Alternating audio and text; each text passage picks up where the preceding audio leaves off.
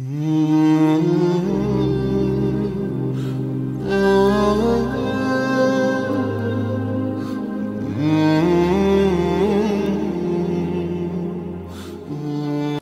باللہ من الشیطان الرجیم بسم اللہ الرحمن الرحیم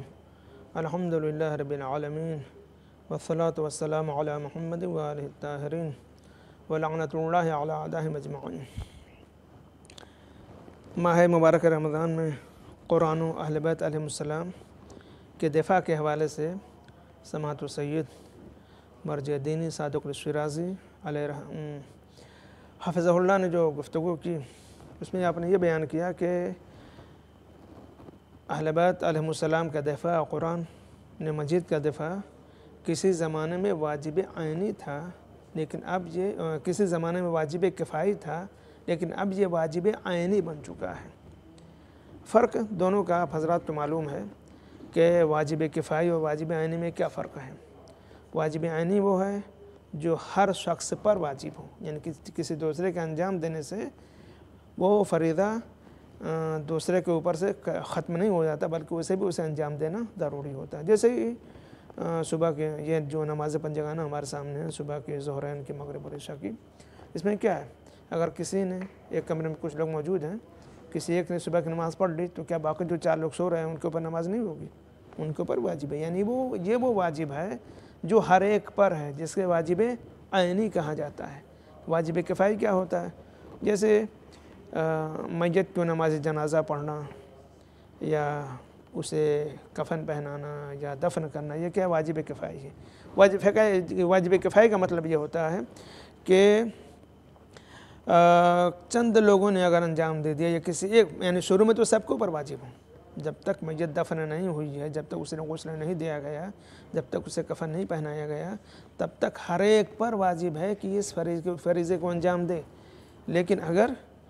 کچھ لوگوں نے یا کسی ایک نے اس کام کو انجام دے دیا، تو پھر باقی لوگوں سے وہ واجب ساقط ہو جائے گا، ان کو انجام دینے کی ضرورت نہیں ہے، اور انجام نہ دینے کی صورت میں ان کے اوپر کوئی گناہ نہیں ہے۔ لیکن کسی نے اگر وہ کام نہ کیا، کسی نے نماز جنازہ نہیں پڑھی اور میت ایسے ہی پڑھی رہی، تو پھر سارے کے سارے گناہگار ہوں گے۔ یہ ہوتا ہے واجب کفائی۔ آغا سید نے جو اشارہ کیا ہے کہ یہ قرآن اور اہل بیت علیہ السلام کا دفاع اور ان کی حمایت اور دشمنوں کی طرف سے بیان کیے ہوئے ان کے متعلق جو باتیں، جو غلط نسبتیں ان کی طرف دی ہیں، ان سے دفاع کسی زمانے میں واجب کفائی تھا۔ یعنی کسی زمانے میں اگر چند علماء یا کچھ لوگ یا کوئی ایک ان منافقوں اور دشمنوں کی ہرزہ سرائیوں کا جواب دے دیتا تھا تو وہ کافی ہو جاتا تھا، باقی لوگ بری ذمہ ہیں۔ لیکن اس زمانے میں واجب عینی ہے، یعنی چند لوگوں کے انجام دینے سے یہ کام پورا نہیں ہوتا، بلکہ اگر چند لوگوں نے انجام دیا اور باقی لوگوں نے انجام نہیں دیا تو باقی لوگ گنہگار ہوں گے، انہیں بھی انجام دینا ضروری ہے، جس طریقے سے نماز پڑھنا ضروری ہے۔ تو یہ آغا سید نے ذرا اشارہ کیا ہے، آخر ایسے کیوں؟ پہلے تو ایسا نہیں تھا، اب یہ واجب عینی کیوں ہو گیا نماز کے طریقے سے ہر شخص انجام دے؟ وجہ یہ ہے کہ یہ سوشل میڈیا کا زمانہ ہے۔ یہ جو زمانہ ہمارے سامنے ہے، یہ سوشل میڈیا کا زمانہ، اور آج ہر شخص کے ہاتھ میں موبائل فون ہے،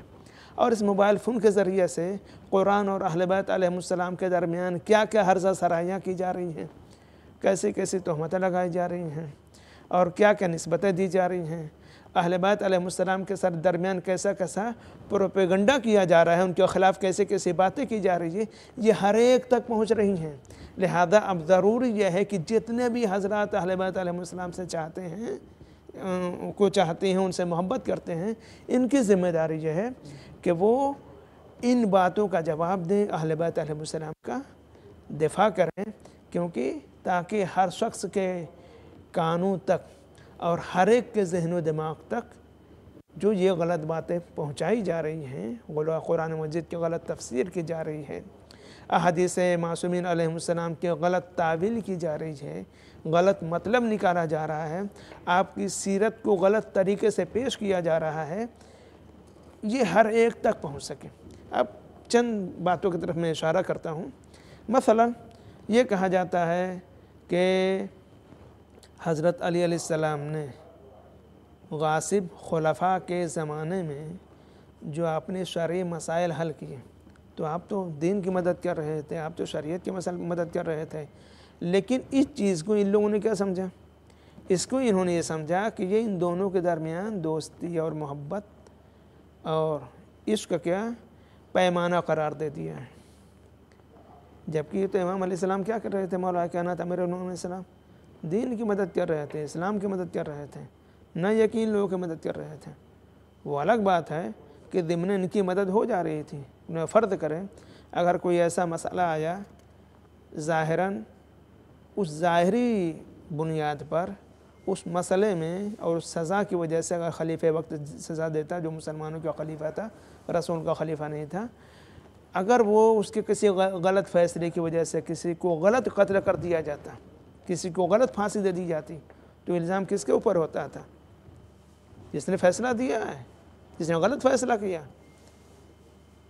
تو لہذا وہاں پر اگر مولا کائنات نے آ کر صحیح فیصلہ نہ کیا ہوتا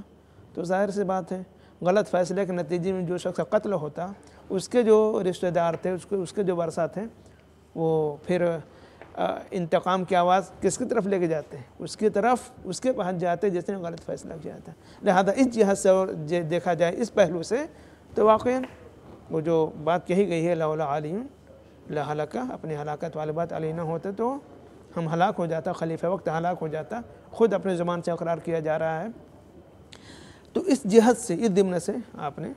اس کی بھی جان بچائی، لیکن آپ کا مقصد اس کی جان بچانا نہیں تھا، مقصد تھا شریعت کا صحیح نفاذ۔ اب اس سے عظیم اور بڑی بات کیا ہوگی کہ تخت پہ کوئی اور بیٹھا ہوا ہے اور حکم کسی اور کا چل رہا ہے۔ جب بھی کوئی شرعی مسئلہ آتا تو پھر یہی آواز دی جاتی ابو الحسن کو بلاؤ، حضرت علی کو بلاؤ، امیر المومنین کو بلاؤ، وہ فیصلہ کریں گے۔ بھائی جب انہی سے فیصلہ کروانا تھا تو آپ تخت پہ کس لیے بیٹھے ہوئے ہیں؟ آپ کا کیا کام ہے؟ جس کے پاس دین کا علم ہے، جس کے پاس شریعت کا علم ہے، سارے فیصلے جس کے پاس جس کی طرف سے کیے جانے ہیں اسے اقتدار پہ بیٹھاؤ، لیکن نہیں، اپنے آپ کو برصدر اقتدار قرار بھی دینا ہے اور ساتھ ہی میں ان سے مدد بھی لینی ہے۔ اب یہ عجیب و غریب چیز ہے، تخت پہ کوئی اور حاکم بیٹھا ہوا ہے، حکومت کسی اور کی چل رہی ہے۔ تو یہ صورتحال تھی۔ تو لہذا ضروری یہ ہے کہ ماہ مبارک رمضان میں یعنی ان باتوں کو، ان تمام چیزوں کو بیان کیا جائے تاکہ لوگوں کو معلوم ہو سکے کہ دین علم کی بنیاد پر اور وہ علم اہل بیت علیہ السلام کے پاس میں ہے۔ لہذا اس چیز کو اور اس بات کو لوگوں کے ذہنوں میں اگر بٹھا دیا گیا، جیسا کہ میں نے عرض کیا ہے کہ ماہ مبارک رمضان میں ہی کیوں اس طرح متوجہ کیا جائے اور قرآن و اہل بیت کا دفاع کیا جائے، کیونکہ لوگ دین کی طرف ماہ مبارک رمضان ہی میں زیادہ متوجہ ہوتے ہیں۔ لہذا ضروری یہ ہے کہ جس طریقے سے لوگ اپنے فرعی مسائل میں غلط چیزوں کے اوپر عمل کر رہے ہیں اور اہل بیت علیہ السلام کے اعمال اور عقائد اور سیرت اور احکام شریعہ سے ہٹے ہوئے ہیں، ضروری ہے کہ صحیح معلومات ان کو ہو تاکہ وہ اپنی نماز، روزہ، حج، زکوٰۃ سارا کچھ صحیح طور سے انجام دے سکے اور جنت میں پہنچنے کے حقدار ہو سکے۔ والحمدللہ رب العالمین وصلی اللہ علی محمد وآلہ الطاہرین۔